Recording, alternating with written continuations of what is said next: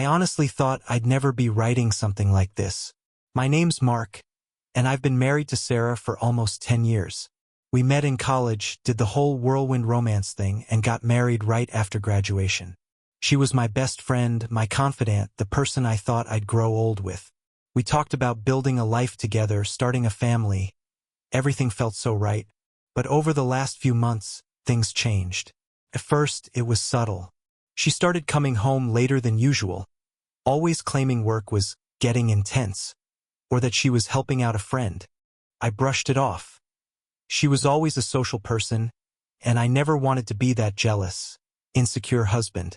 But then she started acting different, cold, distant, like she was barely interested in anything to do with me.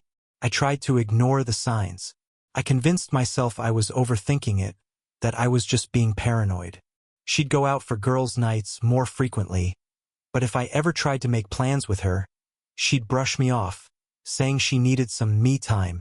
When I asked her about it, she'd roll her eyes and call me clingy. Me? Clingy? I started to feel like I was going crazy. I wanted to believe her, I really did, but something in my gut told me things weren't adding up. So, I started paying closer attention, even though I hated the idea of spying on her. And that's when I noticed the cracks. The unexplained text messages. The way she'd turn her phone face down when I walked into the room. And how she'd get defensive whenever I asked innocent questions. The final straw came at a night party we attended together. Little did I know, that night would change everything.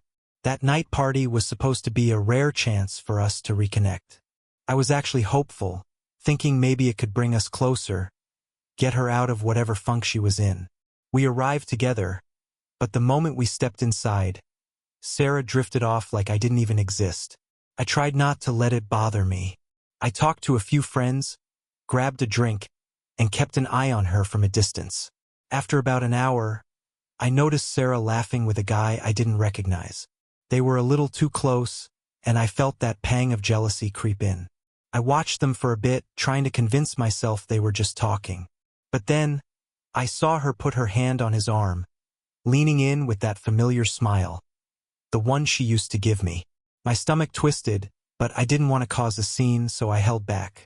A few minutes later, they disappeared down a hallway together. That's when everything clicked. I knew I had to follow them, even though every part of me dreaded what I might find. I trailed them quietly, and that's when I saw it.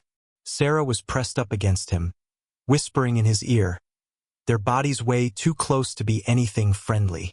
I felt my whole world crumble right there. I didn't even think. I just walked right up to them. They jumped apart like teenagers caught sneaking around, and Sarah's face went pale. She stammered out some excuse, saying it wasn't what it looked like and that I was blowing things out of proportion. The guy, let's call him Jake, just stood there looking embarrassed and useless. Blowing things out of proportion? I repeated, struggling to keep my voice steady.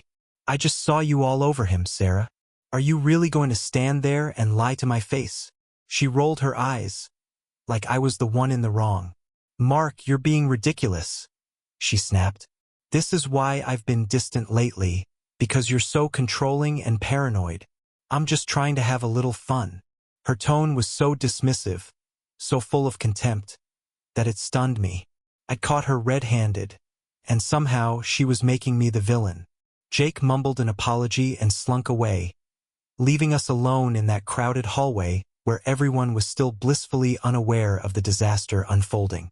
I felt the anger boiling up, but I swallowed it down, determined not to give her the satisfaction of seeing me lose control. After the party, we drove home in silence. My mind was racing, replaying everything over and over.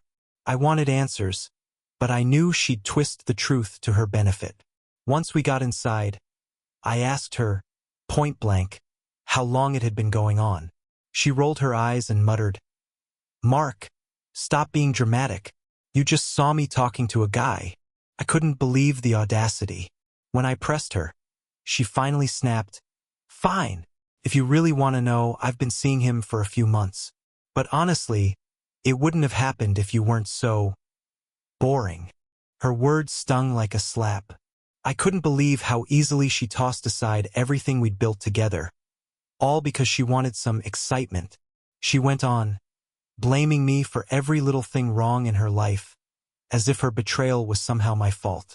I just stood there, numb, wondering how the woman I married had turned into the stranger standing in front of me. The days that followed were a blur. I didn't know what to feel: anger, sadness, humiliation. I barely slept, and when I did, it was plagued with dreams of her laughing at me with that smug, dismissive look. The betrayal cut deeper than anything I'd ever experienced. I'd poured everything into our marriage, sacrificed so much to make her happy, only for her to throw it back in my face. She, on the other hand, acted like nothing had happened. She'd come and go as she pleased, staying out late and ignoring me entirely. She even started talking about her freedom, as if our marriage had been some kind of prison.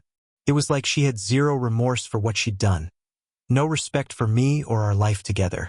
Eventually, I realized that I couldn't just sit back and let her treat me like this.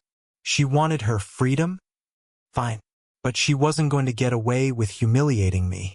I decided to play it cool and pretend I was over it. I let her think I was finally accepting the situation, even playing the part of the passive husband. Meanwhile, I was planning my revenge. The plan was simple but devastating. I knew she was meeting up with Jake again, so I made sure to be there when she least expected it. But I didn't come empty-handed. I had something that would make her regret every lie she'd told.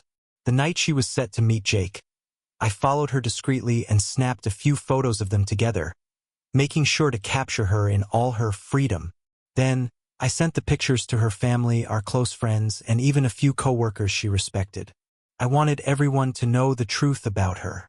I also left copies of our bank statements showing the money she'd been spending on her little escapades: fancy dinners, gifts, hotel stays, you name it. Let's just say her friends and family weren't too pleased with her sudden rebellious lifestyle. When she got home and saw what I'd done, she was furious. She screamed at me, calling me every name in the book, blaming me for ruining her reputation. She even accused me of being petty and immature, as if I was the one who'd done something wrong. I just stood there, watching her unravel, letting her words bounce off me. She had no power over me anymore. For the first time, I felt free. Free from her lies, her manipulation, her constant belittling. She threatened to leave, and for once, I didn't care. I told her she could walk out that door anytime, and the silence that followed was like a weight lifting off my chest. In the end, Sarah moved out, leaving our marriage and 10 years of memories in shambles. It hurt, but in a strange way, I was grateful. I'd spent years putting her on a pedestal, ignoring the red flags, and sacrificing my own happiness. This experience taught me that sometimes people aren't who you think they are, and that's okay. Better to find out now than waste even more years. If I have any advice for anyone reading this, it's this: trust your gut, don't ignore the signs, and never let someone make you feel like you're not enough.